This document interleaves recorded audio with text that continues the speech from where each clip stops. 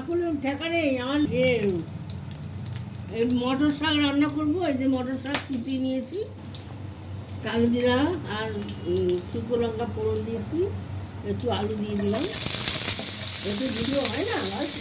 এই যে টমেটো দিয়ে দিলাম একটু,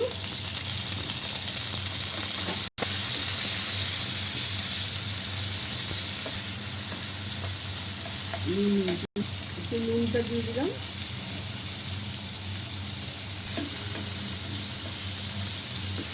আরও নাকি 4টে বাকি আছে দরকার। বন্ধুরা, আমার এই আলুগুলো ভাজা হয়ে গেছে, টমেটোটাও নরম হয়ে গেছে, সুতি শাকটা দিয়ে দিচ্ছি।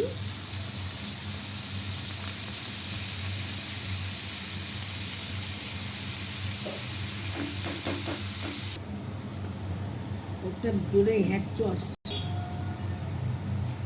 একটু হলুদ গুঁড়ো দিয়ে দিলাম, একটু লঙ্কা গুঁড়ো, লাল মির্চ দিয়ে দিলাম।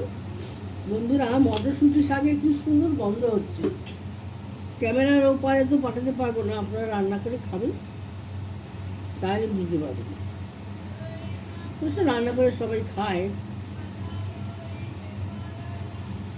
একটু মিষ্টি দেব।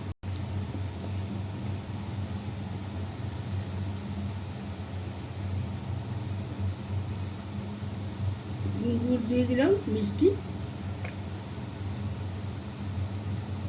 লাইক শেয়ার কমেন্ট করে দেবেন বন্ধুরা, ফলো করে দেবেন। ফেসবুক থেকে দেখলে, ইউটিউব থেকে দেখলে সাবস্ক্রাইব করে দেবেন। আমার শাক ভাজা হয়ে গেছে, মটরশুঁটি শাক।